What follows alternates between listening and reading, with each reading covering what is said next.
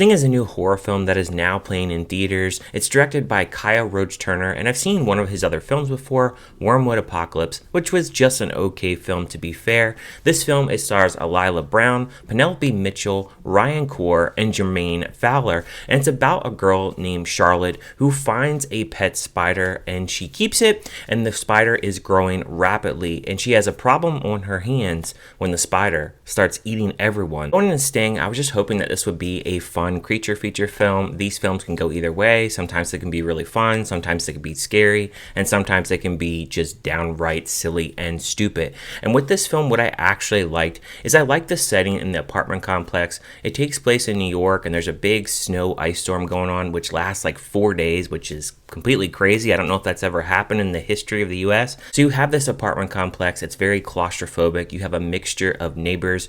You have this family that owns it, a guy named Ethan, a wife named Heather, and his daughter named Charlotte, and they have a little baby as well. And in this apartment complex, Charlotte, she likes to kind of roam around. She finds a pet spider and she gets really intrigued with it, and she starts to watch it grow very rapidly. The film starts out though in the present, and you have this older lady who calls in and says, "Hey, I hear some noises and I need an exterminator to come out here."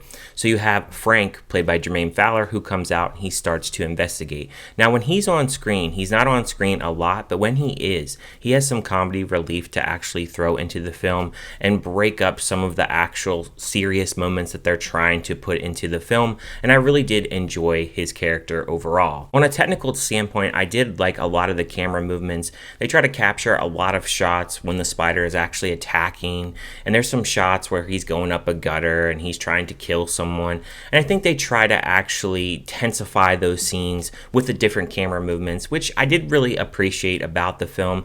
The lighting in here, it's mainly dark, mainly because this spider, it has a mix of practical effects that they use within this film, but also they use some CGI within the film as well. So that's to be expected in this film, which didn't really surprise me. But the problem with this film overall for me is the tone of it. Is it supposed to be scary? Is it supposed to be silly? Is it supposed to be campy? Maybe like a Goosebumps kind of series type episode?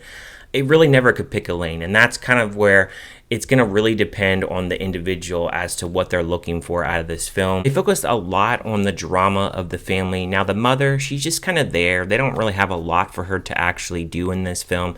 She'll yell at the stepfather, Ethan, a little bit throughout this film. There is one scene that they didn't finish where it goes into a horror moment where the father goes completely nuts and he breaks a TV. And I was wondering if he had a history of abuse or they had a history of not the best as a couple, which they don't really dive much into. And he's trying to win her over. They're working on this graphic novel together, but he doesn't really take in her ideas. He kind of just says that he likes her ideas, and he doesn't really tell her the truth. Charlotte, her father, is absent, and we never really find out why. There's a reveal later about him, but they don't really elaborate any more of that, and it gets the little girl very upset. And speaking of the little girl here, played by Alyla Browne, her character name is Charlotte, obviously for Charlotte's Web. I totally get that reference.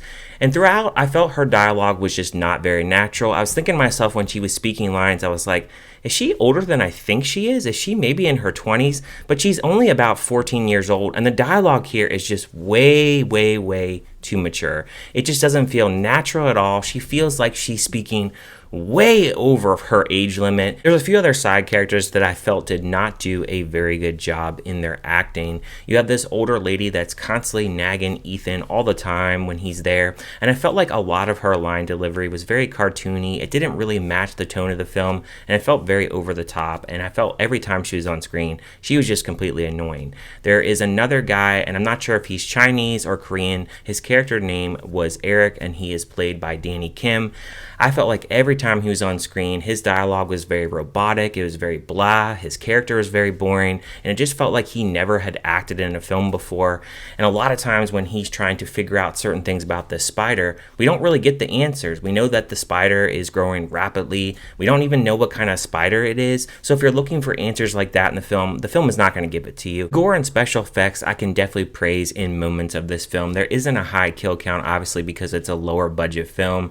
You have to suspend your disbelief of what the spider can actually do and just kind of kick back, have a fun time with it. and just realize that this film, it's trying to be a scary movie, but I think it's more so a funny movie. There are a few moments that I did laugh in this film that I don't know if they're intentional.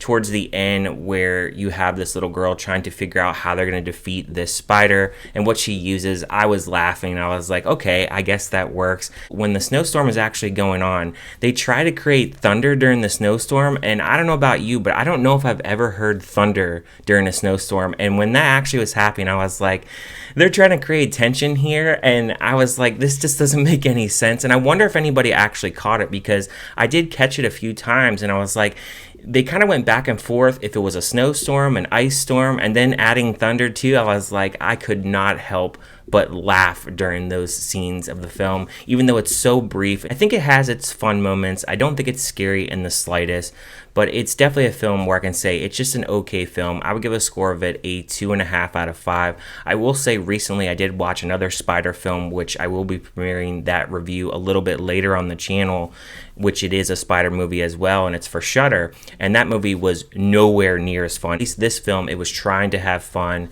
It tried to add scary moments, but overall for me, it's just an okay watch. It had its moments that I enjoyed here and there, but acting at parts and just story where it's focusing on the drama of the family a little bit too much, that kind of took me out of the film a little bit. Let me know in the comments, what did you guys think about Sting? Did you like it? Did you hate it? Did you just think it was kind of meh? And if you haven't checked it out at a theater, are you going to check it out at a theater? Are you going to watch it on streaming, or are you going to skip it altogether?